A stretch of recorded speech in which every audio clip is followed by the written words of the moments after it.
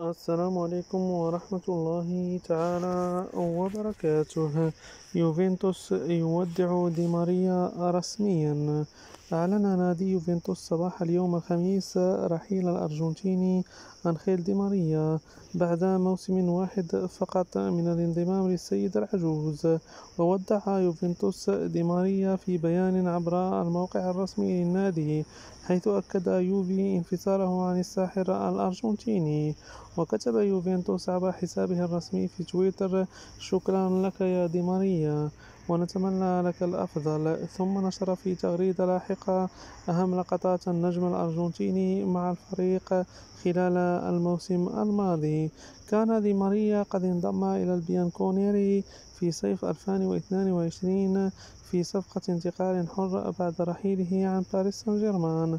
وعلى مدار الموسم شارك دي ماريا في 40 مباراة بقميص يوفنتوس في مختلف المسابقات، سجل خلالها 8 أهداف، 4 في بطولة الدوري الإيطالي و4 في الدوري الأوروبي.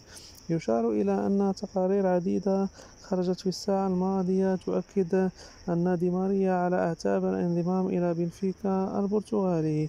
ولعب دي ماريا بألوان بنفيكا لمدة 3 أعوام من 2007 حتى 2010، وخاض 121 مباراة حيث سجل 15 هدفا وصنع 28.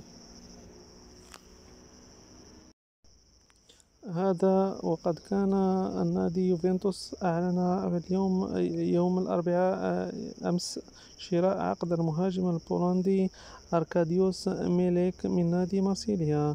ولعب ميليك مع السيد العجوز في الموسم المنصرم على سبيل الإعارة. وقال يوفنتوس في بيان رسمي: سيبقى أركاديوس ميليك في يوفنتوس. المهاجم البولندي المولود في 1994 بعد الموسم الذي خاضه على سبيل الإعارة بالأبيض والأسود بات لاعبا رسميا في نادينا.